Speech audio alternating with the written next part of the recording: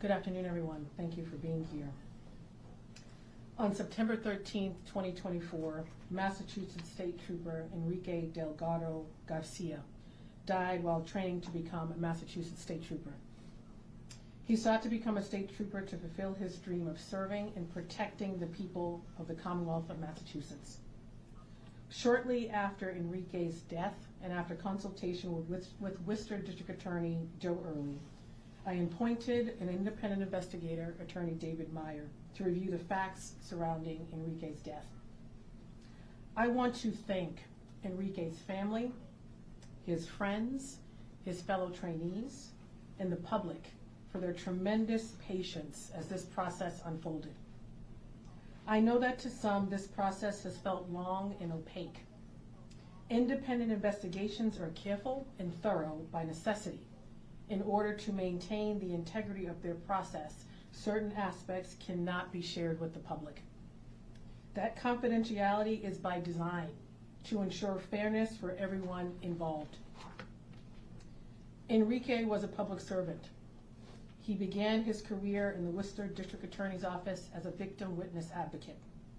His family has spoken openly about his intention of being someone who made a difference in the community and his dreams of becoming a Massachusetts State Trooper.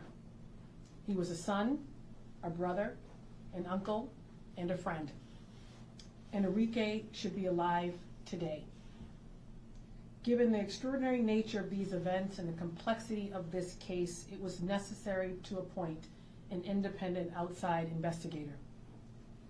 Death investigations are typically handled by the local district attorney. In this case, however, Worcester DA Joe Early appropriately determined that his office had a conflict because Enrique worked in his office as a victim witness advocate.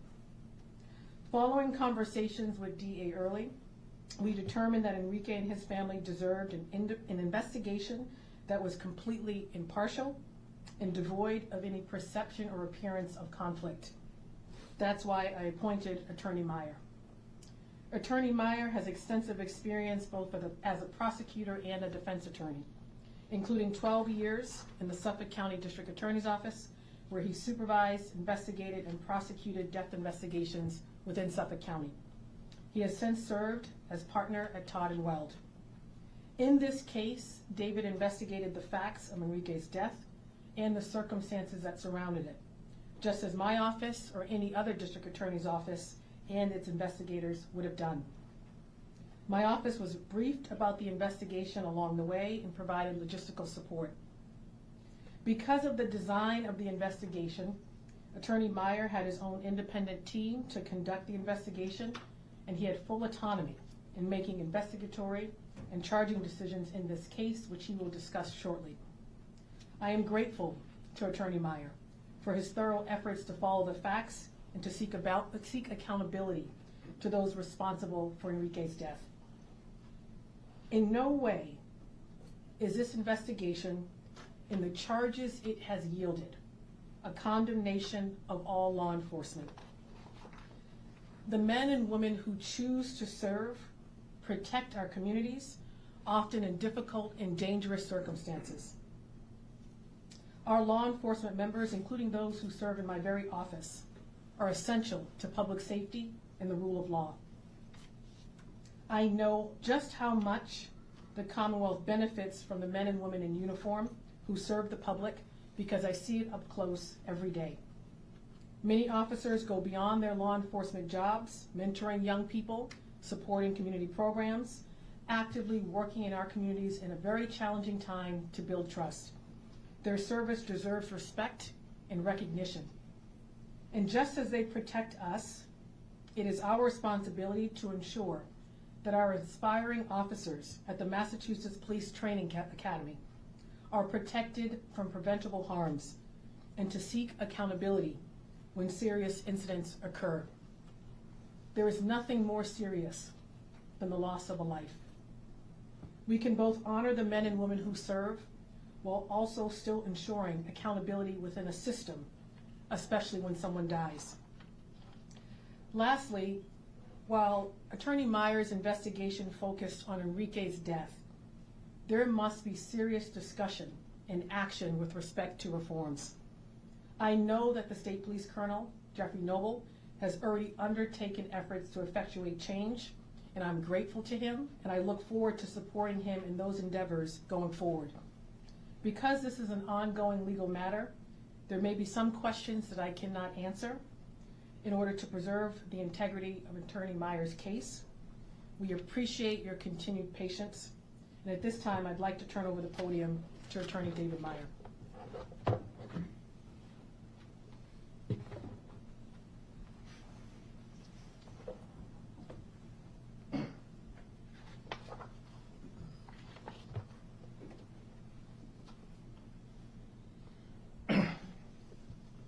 Thank you, Attorney General Campbell, and good afternoon. On the day that I was appointed as independent counsel, I made a commitment to the family of Enrique Delgado Garcia, to the Massachusetts State Police, to the public, and to the criminal justice system, that I would conduct the investigation professionally, thoroughly, and independently. I pledged to follow the facts and the law, to perform my work conscientiously and responsibly, and to exercise my independent judgment to reach whatever results the facts and the law dictated. I committed not to permit the speed of the investigation, the length of the investigation, or any other outside factors to influence the investigative process. I owed that to the family of Enrique Delgado Garcia, to the Massachusetts State Police, to the public, and to the criminal justice system. When Attorney General Campbell appointed me, I knew nothing about the facts surrounding Enrique Delgado Garcia's death or about the State Police Training Academy. I had no preconceived notion of the potential outcome of the investigation. With the support of an independent investigative team, my assignment was to gather the facts through any and all available investigative means, taking as much time as we needed to do things the right way, and to follow those facts and the applicable law wherever they may lead. I fully recognize that the investigative process has been lengthy and it has been conducted in silence, without public comment, at least on my part. That silence has been purposeful. It is a direct reflection of the nature of the investigation and of my ethical and legal obligations. At the same time, I can assure the public that the investigative process has been searching, it has been exhaustive, and it has been without outside influence. Given some of the challenges posed by the investigation, early last year, I sought judicial approval from the Chief Justice of the Superior Court to impanel a special statewide grand jury in order to conduct an independent fact-finding investigation into the circumstances surrounding the death of Enrique Delgado Garcia. The impanelment of a special statewide grand jury enabled us to compel the testimony of witnesses, to memorialize testimony under oath, to subpoena relevant documents and information, and to gather the facts in a formal proceeding before an independent body. At each stage of the process, the investigative team and I met with the family of Enrique Delgado Garcia to update them on the status of the investigation. We met with the family this past weekend, and we spoke to them this morning. Over the course of the past 9 months, the grand jury has heard sworn testimony from over 150 witnesses, the vast majority of whom have been state police officers. And the grand jury has reviewed close to 350 physical exhibits, the vast majority of which relate to policies, procedures, activities, and events at the State Police Training Academy. The evidence gathered by the special statewide grand jury has revealed that in the days and weeks prior to September 12, 2024, members of the State Police Training Academy committed a series of wanton and reckless acts in connection with various defensive tactics and physical confrontation training exercises conducted at the Academy. The facts and circumstances underlying the wanton and reckless conduct include both A, affirmative acts by Academy staff, and B, the failure of Academy staff to take certain actions or omissions that they had a legal duty to perform during their daily interactions with the trainees, who were under their care, guidance, and supervision. The wanton and reckless conduct resulted in Enrique Delgado Garcia suffering concussion-like symptoms as the result of unauthorized, unapproved, and unsupervised boxing-related sparring exercises that occurred during academy training activities on Wednesday, September 11, 2024.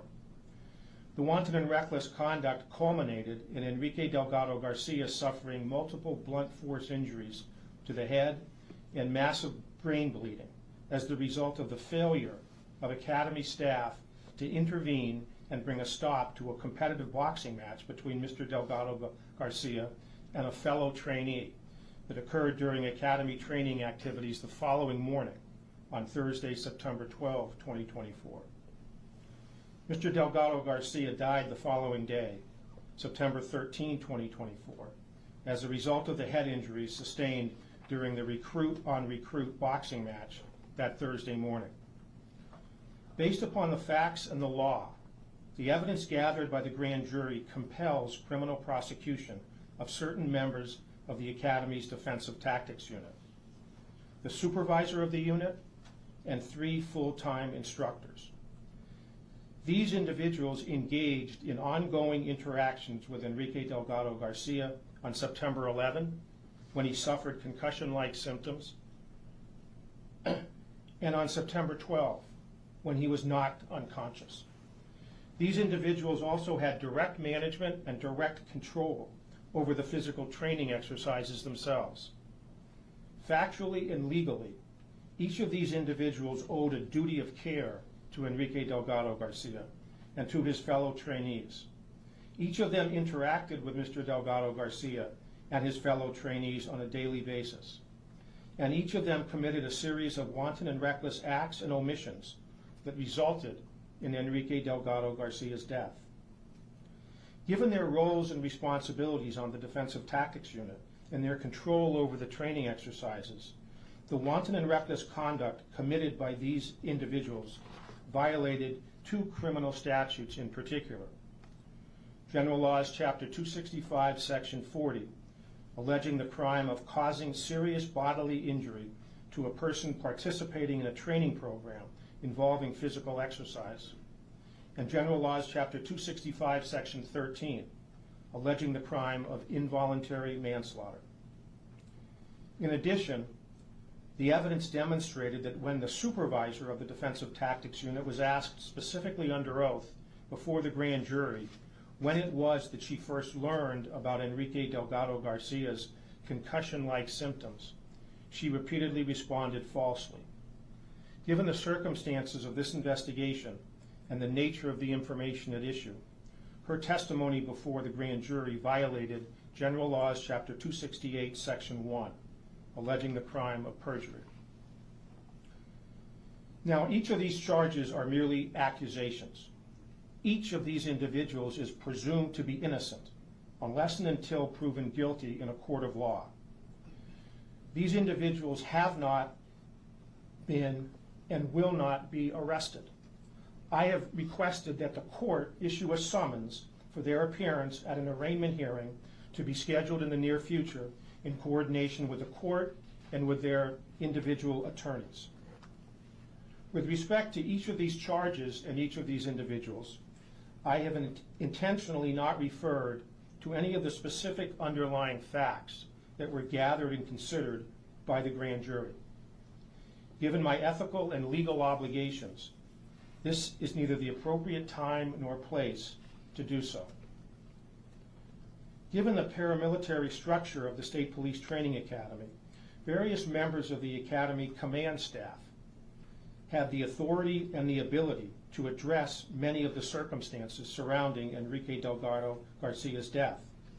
At the same time, the evidence before the grand jury demonstrated that the nature and extent of their personal knowledge, personal involvement, and personal participation in the specific acts and omissions that resulted in Enrique Delgado Garcia's death were insufficient to support criminal charges. Based upon the evidence, a reasoned and responsible evaluation of the facts and the law does not support criminal prosecution of members of the Academy's command staff, nor does my professional respect for and commitment to the rule of law.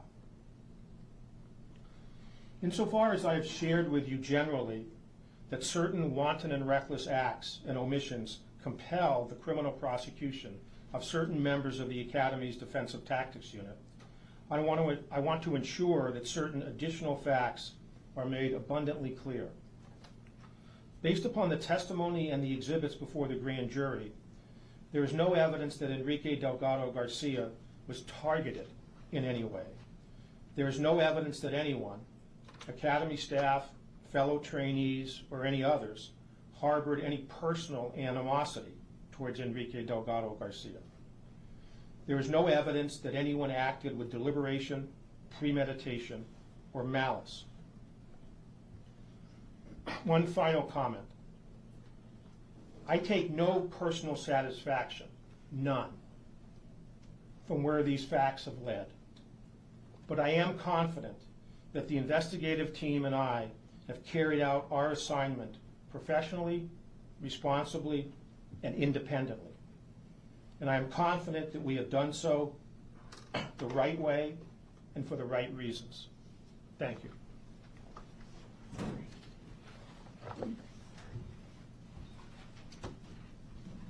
Thank you, Attorney Meyer. I'm happy to take a few questions. Attorney General, a comment on the trainee who was involved in this boxing exercise. Any consequences with this investigation? Not in this investigation. And when it comes And to... I will just share what's being shared right now from the team. There's more detail on the charges and those who the charges are being brought against. And Attorney General, when it comes to this investigation with the cost reaching $700,000, can you speak to the taxpayers on that investment and the results that were shared today?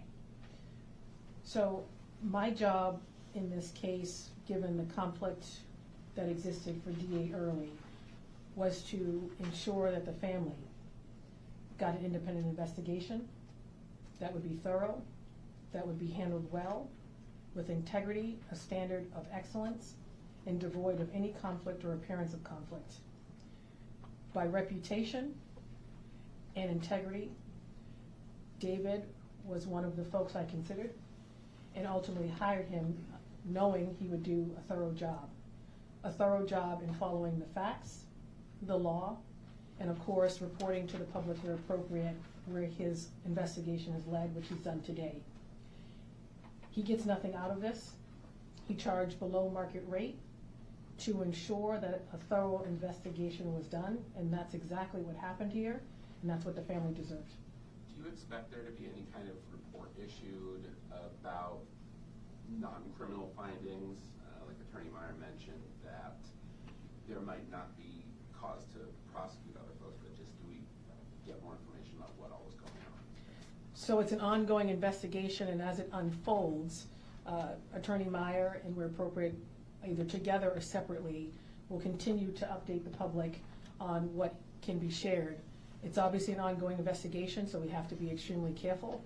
That being said, Attorney Meyer was tasked with an independent investigation to look into the facts and the circumstances surrounding Enrique's death, and that is what he has focused on.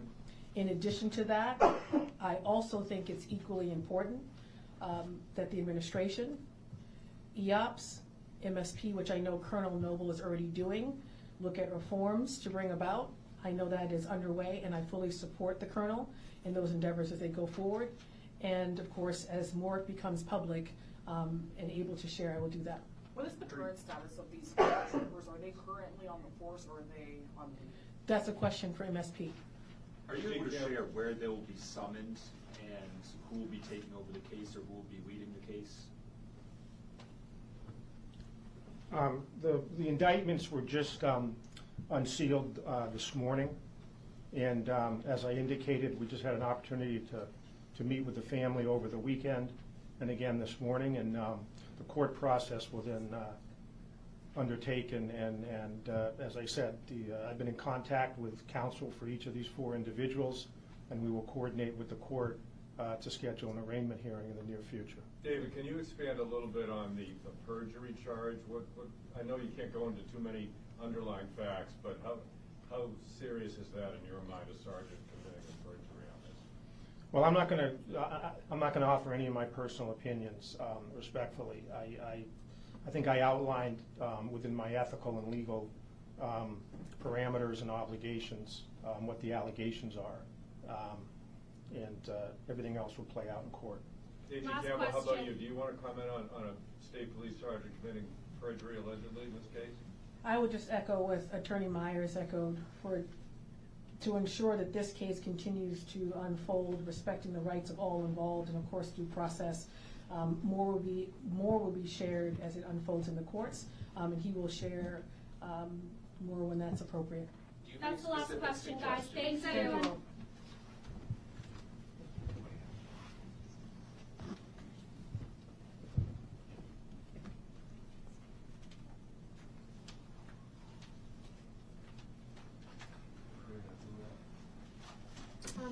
We will be emailing a copy of that press release to everyone. It will have David Myers' remarks linked to it, if you guys want to reference that for a statement from him. And AG